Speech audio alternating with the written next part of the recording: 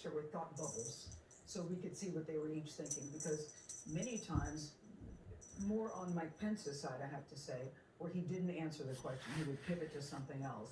There was at one point where Kamala, when he was asked a question directly about social distancing, and at the White House, at the White House Rose Garden, you could see Kamala's face like, yeah, now what are you going to say? At one point when they were talking about systemic racism, I think it's very interesting timing that a fly would land on Mike Pence's head at that particular time when he said that there really wasn't systemic racism. I saw the fly basically go and say, what? I mean, it was very interesting. That was I don't want to call that a highlight, but that was certainly a memorable moment. And the moment with a young girl, Brecklin Brown, we will all know who she is by tomorrow.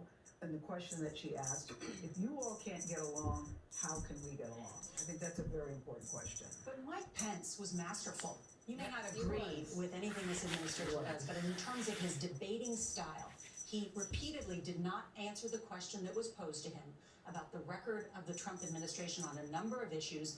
He pivoted and used the time to deliver a direct attack against Joe Biden's long record in Washington.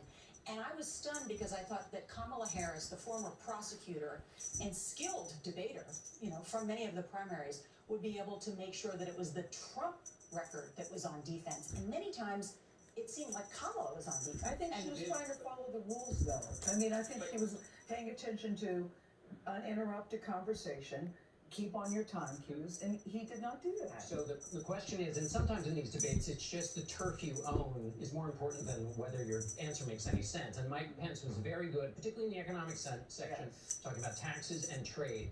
If only the candidate at the top of the ticket had the discipline that he has, and that's the trouble and always been the challenge for the Trump campaign. We can talk to Reince Priebus about that later. And so, the second thing about Mike Pence is, as any of us who've interviewed him know what it's like, it's sometimes difficult. He is very assertive, but is assertion what is needed for the campaign, or is persuasion? You can assert to the crowd that they've already got, but the president needs to do well with the voters he's been shedding. And you can't do that just with assertion.